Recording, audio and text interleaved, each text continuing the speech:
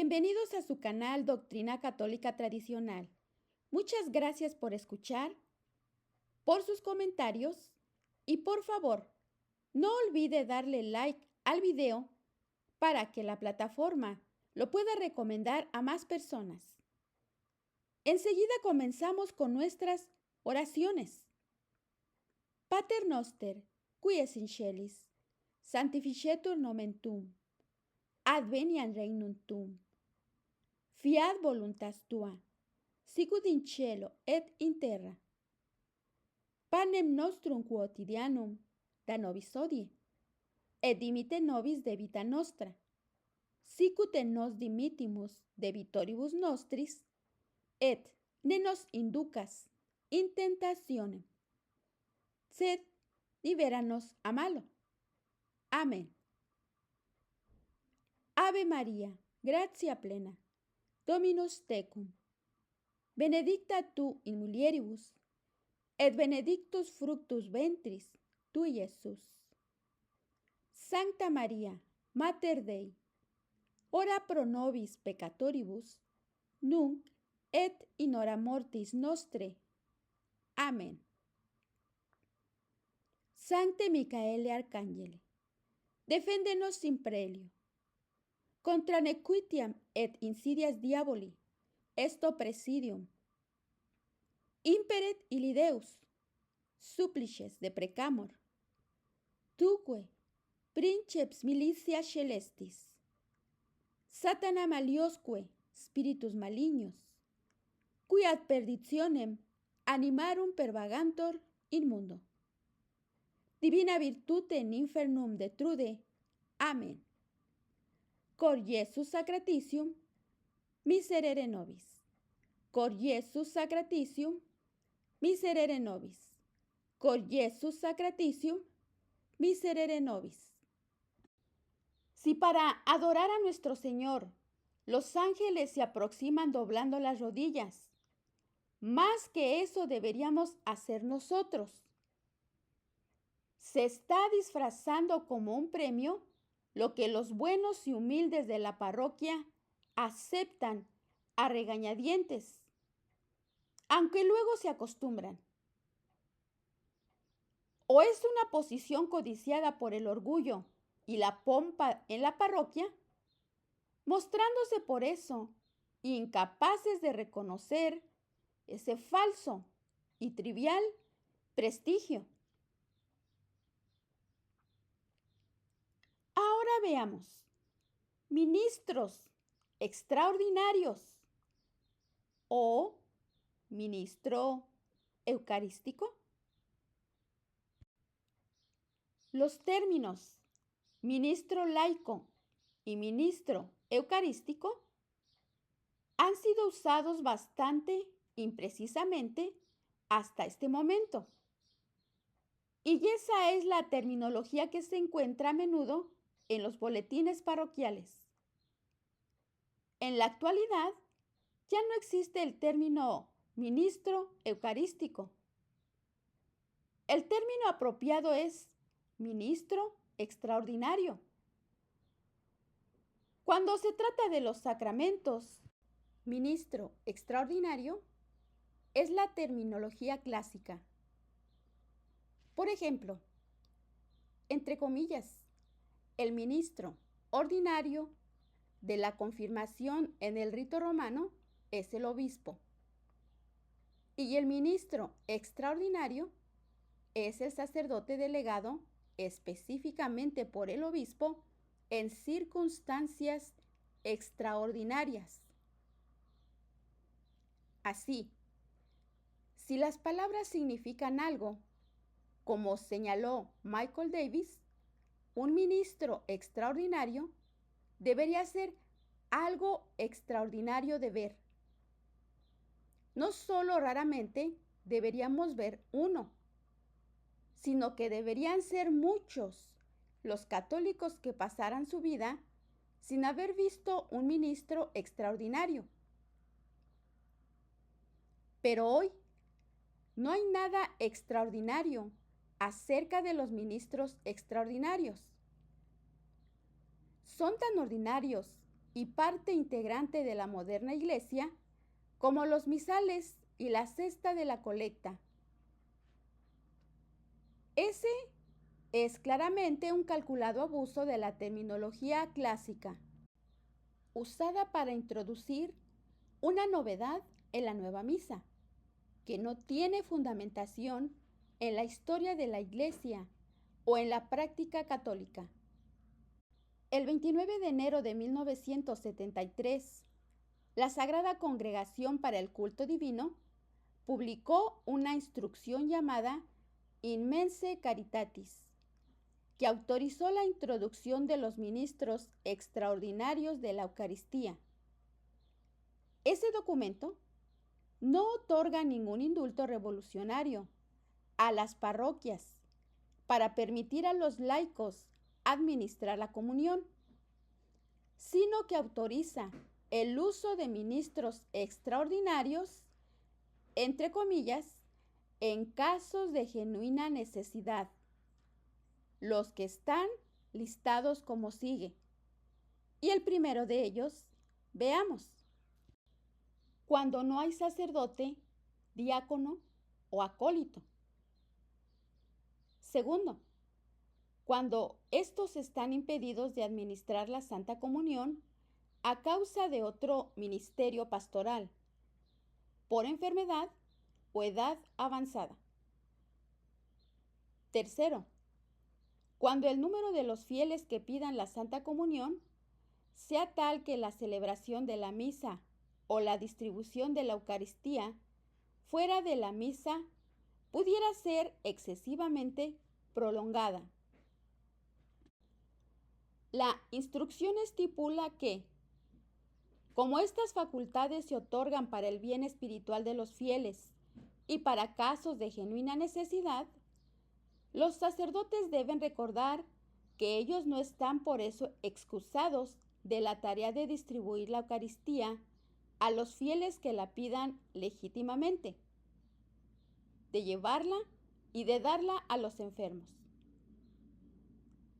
Primero, este no es un acto de deslealtad o desobediencia a la cuestión de la sabiduría del documento en primer lugar, particularmente cuando este permiso es una revolución contra todas las rúbricas que existieron por siglos. Rúbricas que existieron por razones de reverencia, en salvaguardia de la profanación y que fueron materia de sentido común católico. Entre comillas, los ministros eucarísticos de hoy operan verdaderamente en desafío de normas vaticanas ya existentes. Ahora hablemos de la era de la ambigüedad. El término tomar a pies juntillas fue usado porque, como algún lector astuto ya lo habrá notado, el documento apenas citó lo que fue imprecisamente expresado. El documento tuvo esa ambigüedad, imprecisión y elasticidad que caracteriza a muchos de los documentos del Vaticano II y del post-Vaticano II. Aunque no hay pruebas rigurosas de que el lenguaje poco preciso de In Mense Caritatis fue elegido a propósito, hay suficientes pruebas que la ambigüedad en los documentos del Vaticano II es deliberada. El padre Edward Schlivecki, un influyente teólogo liberal en el Vaticano II, admitió que poner deliberadas ambigüedades en los documentos del concilio fue una estrategia clave de los progresistas. Y cito: hemos usado frases ambiguas durante el concilio y nosotros, los teólogos liberales, sabemos cómo interpretarlas después. La principal ambigüedad que probablemente diera origen a la proliferación de los ministros extraordinarios fue la justificación de su uso en las misas excesivamente prolongadas, como se las llamó. Ahora, ¿significó eso 5 minutos o 45 minutos excesivamente prolongadas? Eso depende de quien lo interprete. Y en instrucciones de esta naturaleza, la falta de precisión da lugar a amplias interpretaciones. Y las amplias interpretaciones dan lugar al establecimiento de abusos bajo la apariencia de fidelidad a las normas de la Iglesia. Y una vez que una manía como la de los ministros extraordinarios se vuelve ampliamente difundida, y las actitudes de todos son porque todos lo hacen, luego, ¿quién sigue prestando atención a las directivas ya existentes? Es una conducta que nosotros vemos repetirse una y otra vez en la Iglesia moderna. Y cito, violemos la ley y finalmente tendremos la violación establecida como costumbre local. Fracasada intervención papal. Bien, este abuso ilegal está tan bien arraigado como costumbre local que incluso el Papa Juan Pablo II, quien cumplió al menos el papel de intentar refrenar el abuso, fracasó completamente. En su carta Dominici Scene del 24 de febrero de 1980, el Papa reafirmó la enseñanza de la Iglesia, afirmando que tocar las sagradas especies y administrarlas con sus propias manos es un privilegio de los ordenados. Pero por alguna razón, este documento de 1980 no contenía ninguna amenaza de pena para aquellos laicos, sacerdotes u obispos que ignoraran el pedido del Papa. Una ley sin una penalidad no es una ley, es una sugerencia. Y esta carta del Papa Juan Pablo II ha sido tomada como una sugestión molesta y desatendida por la jerarquía y el clero de los países de Occidente. El 21 de septiembre de 1987, y por los canales debidos, el cardenal, prefecto de la Congregación para los Sacramentos, envió una carta a varias conferencias episcopales, incluyendo a los obispos americanos, sobre el tema de los ministros extraordinarios. En resumen, las cartas que pueden encontrarse en el libro de Michael Davis, Privilegio del Ordenado, afirman que Roma recibió muchas quejas de abusos respecto a los ministros extraordinarios. Como resultado, la Comisión Pontificia decretó oficialmente que cuando los ministros ordinarios, es decir, obispos o sacerdotes, estén presentes en la Eucaristía, celebren o no, y estén en número suficiente y no estén impedidos de hacerlo por otros ministerios, a los ministros extraordinarios no les está permitido distribuir la comunión, ni a ellos mismos ni a los fieles. Esta decisión también ha sido totalmente ignorada, como lo serán todos los reglamentos que provean una concesión. Solo podemos rezar para que los dignatarios de nuestra Iglesia se convenzan que cuando se trate del Santísimo Sacramento, no se debe reformar un abuso, sino aniquilarlo. Y para no hacerle el juego continuamente al neopaganismo del modernismo, la única opción católica de nuestra jerarquía es una condena total, formal, sin ambigüedades, de la comunión en la mano y de los ministros extraordinarios. Hablemos ahora del sentido de lo sacro.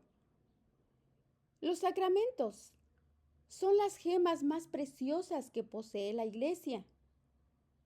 Y la Sagrada Eucaristía es el más grande de todos los sacramentos, porque en todos los otros recibimos la gracia sacramental, pero en la Sagrada Eucaristía recibimos al mismo Cristo.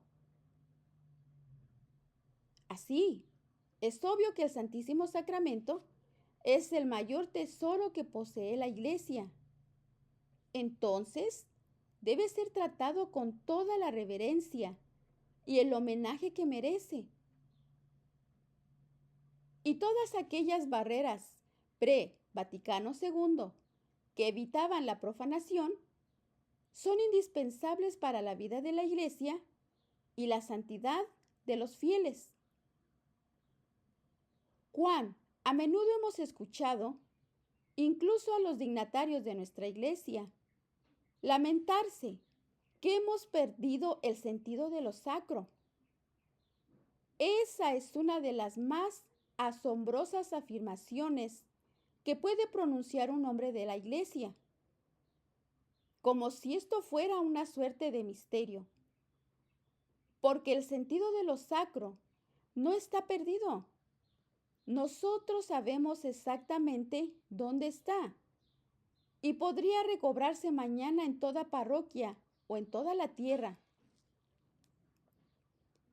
El sentido de lo sacro se encuentra donde quiera que la salvaguarda de la reverencia por el Santísimo Sacramento sea una práctica de suprema importancia.